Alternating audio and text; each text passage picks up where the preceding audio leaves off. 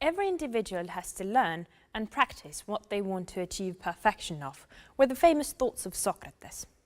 Learning in general can be defined as a long-term process that changes and influences your knowledge, skills and attitude. Modern European educational terminology divides learning into three categories. It's formal, informal and non-formal learning, which are all well defined and explained in a video, The Three Ways of Learning. Formal learning is something that takes place in school's environment. The situation is planned and purposed, and that is done through national curriculum and the subject and school syllabuses and the teacher's work plan. For example, a traditional math class where a student is doing the workbook exercises is formal education. It is also assessed and evaluated through exams and placement tests. Informal learning is the opposite. It is something that happens in everyday situations. It is the Saturdays that you hang with your friends or the evenings that you spend with your parents or family. It is something that is educational and might change your values, but the results are viewable much later. Somewhere between those two is non-formal learning. It is something that happens or takes place in different situations and environments. It is purposed and might be planned like formal education, but it is more flexible and available for everyone.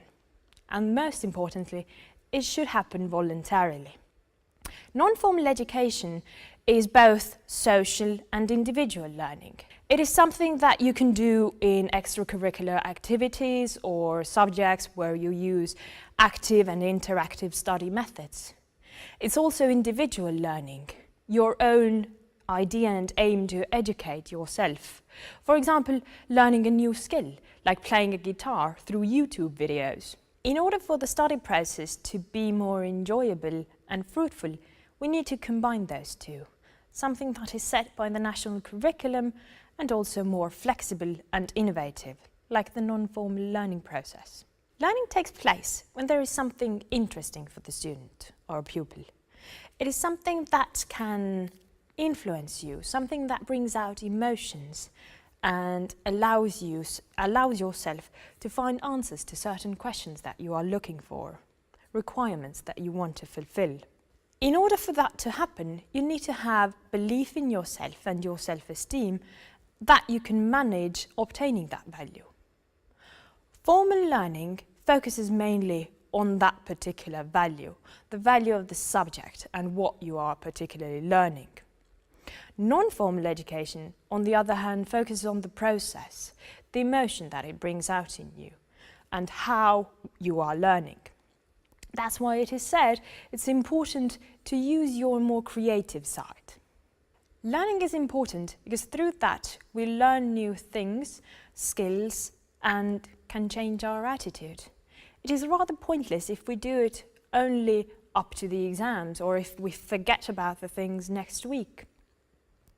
It is said that on average a person can think about 800 words a minute, but we can only speak about 120 words per minute.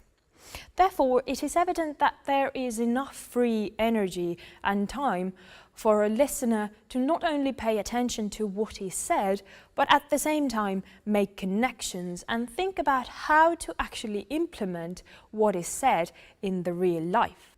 The practical value of learning is something that non-formal education forces. More and more attention is put on non-formal education in young persons' development. Consciously learning to learn is something that can help you map your skills and knowledge, help yourself define as a citizen. Non-formal learning is something that can be achieved to anyone. It is available for all interested parties. There are a vast number of projects for youngsters in local level, both internationally. These are some opportunities that Sigrid will now be introducing more thoroughly.